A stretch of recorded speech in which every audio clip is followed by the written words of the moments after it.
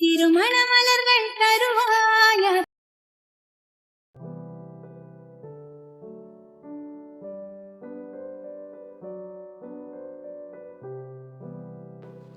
வாசலுக்கும் உள்ளுக்குமாக நடந்து கொண்டிருந்தாள் வேணியின் மாமி நித்யாவதி.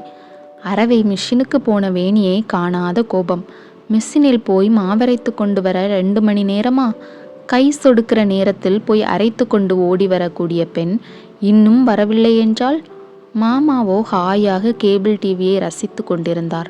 பிலானியில் இன்ஜினியரிங் படித்து கொண்டிருக்கும் மகனுக்கு பலகாரம் செய்து கொடுத்து அனுப்ப வேண்டும் என்று அவசரம் நித்யவதிக்கு.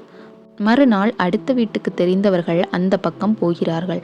பலகாரம் செய்து தர உதவிக்காக வந்த அம்மாள் நெய் சர்க்கரை என்று தனித்தனியாக எடுத்து வைத்து கொண்டிருந்தாள். டிவி பார்க்கும் மாமாவின் மீது மாமி நித்யவதிக்கு கோபமாக வந்தது. ஏங்க, அந்த பெண் எங்கே போச்சுன்னு கொஞ்சம் பார்த்துட்டு வரக்கூடாதா? நேரம் ஓடிக்கொண்டே இருக்குது என்று கணவரை உலுக்கினாள். நல்ல சீனு, இதை விட்டுட்டு நான் போறதா? போடி, எல்லாம் வந்துடுவா. தினமும் போற கடை தெருவு தானே, உனக்கு வேற வேலை இல்லை, எதுக்காவது ஒன்றுக்கு கவலைப்பட்டு கொண்டு என்றவர் வெற்றிலை பெட்டியை எடுத்து வைத்து கொண்டு வெற்றிலையை போட தொடங்கினார். இந்த மனுஷனுக்கு கவலையே கிடையாது. போறவங்க பாவம் சிரமத்தை பார்க்காம பையனுக்கு பலகாரத்தை எடுத்துக்கிட்டு போறேன்னு சொல்றதே பெருசு. அதை நேரங்காலத்தே கொண்டு தரணுங்கிறதே கிடையாதே. எங்க கொஞ்சம் போய் அந்த பொண்ணை பாருங்க, அதுக்கு சரியான விவரம் கிடையாது. ரெண்டுங்கட்டான் யாரோடையாவது சண்டை போட்டுக்கிட்டு மாவை கொட்டிக்கிட்டு நிற்குதோ என்னமோ என்று தயவாக வேண்டிக் கொண்டு அவரை கிளப்ப முயன்றாள். மாமாவா அசைவார்? உள்ளங்கையில் புகையிலையை குலைத்து வாயில் அடக்கி கொண்டார். மாமி நித்யவதிக்கு அதட்டி உருட்டும் குணம் இருந்தாலும் வயசு பெண் வெளியே போனால் வரவில்லையே என்று தவித்து போவாள். அதிலும் வேணியின் அம்மா ஒருவனை நம்பி கெட்டு போனது போல் மகளும் கெட்டு போய்விடக்கூடாதே என்பதில் வெகு கவனமாக இருப்பாள். அதிலும் வேணியின் வெகுளி குணமும் துடுக்கான பேச்சும் அவளை அச்சுறுத்தி கொண்டே இருக்கும். வேணி விஷயம் புரியாமல் களீர் களீரென நகைப்பது நித்யாவதிக்கு பிடிக்காத ஒன்று. பொம்பளை சிரிச்சா போச்சு, புகையில விரிஞ்சா போச்சுன்னு சொல்லுவாங்க. வாயை மூடுடி. திரௌபதி சிரிச்சுதான் பாரத போரே வந்துடுச்சுன்னு சொல்வாங்க. உன்னோட விளையாட்டுத்தனத்தினால் என்னாக போகுதோன்னு பயந்துட்டு இருக்கேன். நீ என்னடானா ஆம்பளை பொம்பளைன்னு வித்தியாசம் இல்லாம பழகுற என்று எச்சரிப்பாள்.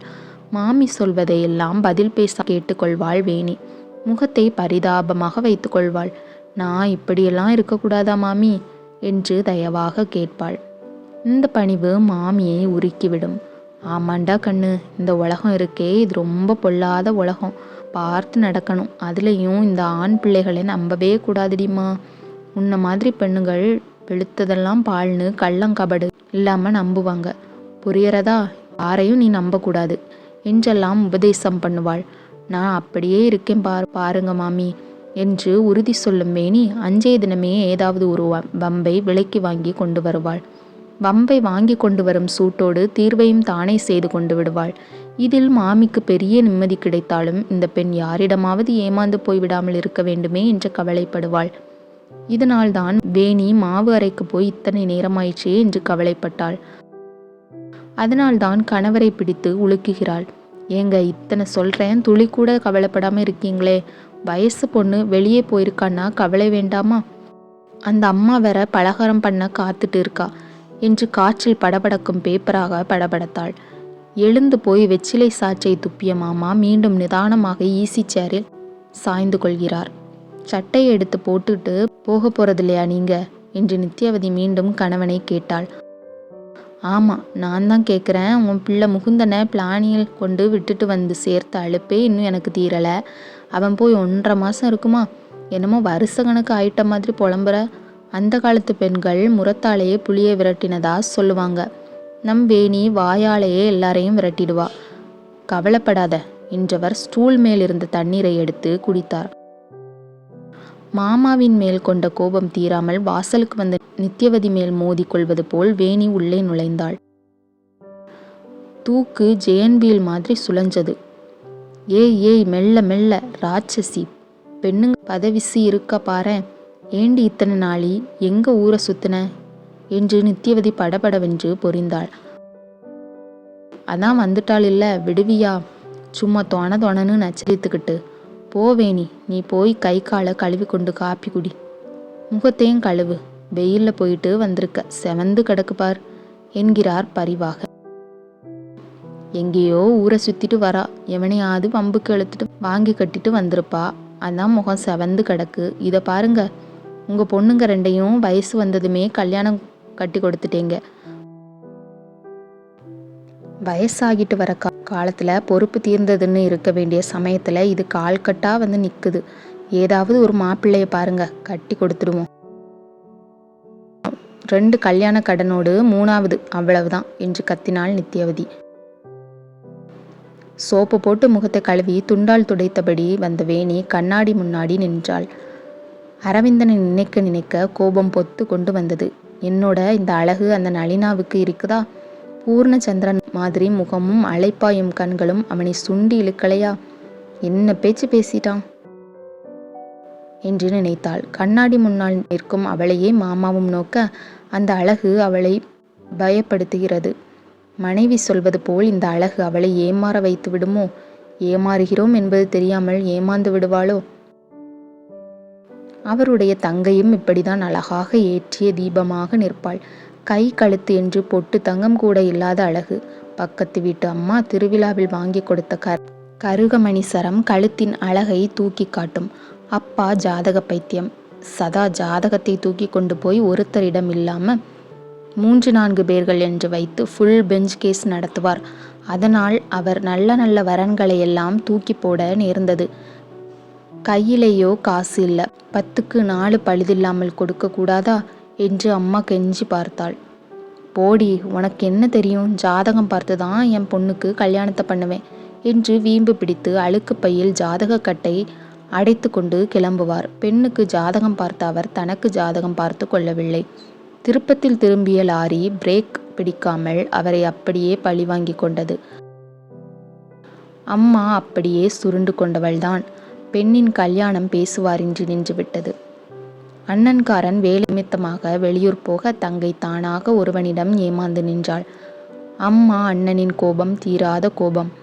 அவளும் வீம்பாக நின்று பெண்ணை வளர்த்து கடைசியாக தன் மூச்சை விட்ட சமயத்தில்தான் பெண் மாமனை தேடி வந்து சேர்ந்தாள். தங்கையின் கதை குடும்பத்தின் பாடமாக அமையவே தன் பெண்களை அவர் சீக்கிரமாகவே கல்யாணம் பண்ணி கொடுத்தார். பொறுப்பு தீர்ந்தது என்று நினைத்த சமயம் வேணி வந்து நிற்கிறாள். கண்ணில் விளக்கெண்ணெயை ஊற்றிக்கொண்டு இந்த பெண்ணை கண்காணிக்கும் பொறுப்பு அடிவயிற்று தீயாக கனத்தது. காஃபியை குடித்த வேணி வாசற் பக்கம் போனாள். மதியானத்திலிருந்து நடந்த நிகழ்ச்சிகள் ஒரு பக்கம் குழப்பமாகவும் இன்னொரு பக்கம் வேடிக்கையாகவும் இருந்தது. அரவிந்தனின் பேச்சு முள்ளாக மனதை தைத்திருந்தது. வாசற்படியில் உட்கார்ந்திருந்தாள். நளினாவின் வீட்டில் பூட்டு தொங்கவில்லை. அவள் அம்மாவும் அப்பாவும் திருச்சியிலிருந்து திரும்பி விட்டிருப்பார்களோ, இல்லை நளினா வந்திருப்பாளோ என்று நினைத்து கொண்டாள். எதிரெதிராக அமைந்த அடுக்குமனை வீடு அவர்களுடையது. மௌனமாக வீட்டை வெளிப்புறமாக சுற்றி வந்தாள்.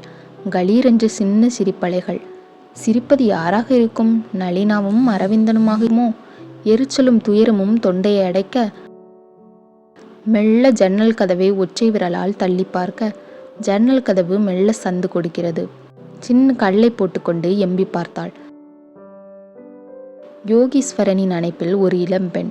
பயப்படாத, யாரும் இல்லை. என் மனைவியை திருச்சியில் விட்டுட்டு உனக்காக அடுத்த பஸ்ஸில் வந்துட்டேன். நளினா கல்லூரிக்கு போயிருக்கிறாள் என்றார் யோகீஸ்வரன். வேணி திகைத்து போனாள். சதா மனைவியின் பின்னால் சுற்றும் யோகீஸ்வரனா இப்படி அலங்கார தேவதையாக நிற்க வைத்து மனைவியை உபசரிக்கும் யோகீஸ்வரனா இப்படி?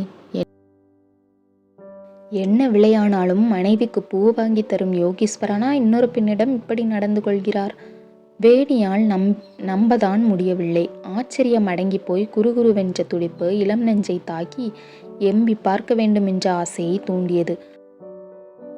வாழ்க்கையின் ஆனந்த ரகசியம் காதலர்களால் மறைபொருளாக உபசரிக்கப்படும் சித்தாந்தம் என்பதை அவளால் உணர முடியாது. யோகீஸ்வரன் அப்பெண்ணிடம் கொண்டது காதலா? காதல் இல்லை. ஆனால் அவரை கேட்டால் அப்படித்தான் சொல்லுவார். நான் அவளை காதலிக்கிறேன் என்று சத்தியம் செய்வார். வேணி ஜன்னலின் கீழ் நின்று கற்பனை சிறகடித்து பறந்தாள். அரவிந்தன் தான் அவளுடைய கதாநாயகன். அவள் மணமகளாகி அவனை மணந்து கையில் பாலேந்தி அறைக்குள் வர, வாவேணி, பாலை கையில் கொடுமா. என்ன வெட்கம், இங்கே நிமிர்ந்து முகத்தை பாரு என்று ஒற்றை விரலால் அவள் முகவாயை நிமிர்த்தி கண்கள் ஒன்றோடு ஒன்று கலக்க நினைத்து கொண்டிருக்கும் போதே முதுகில் பளீரென்று ஒரு அறை விழ துள்ளி பார்த்தாள் வேணி. கோபத்தில் கண்கள் மின்ன கொலை செய்து விடுபவளைப் போல நின்றாள் நளினா.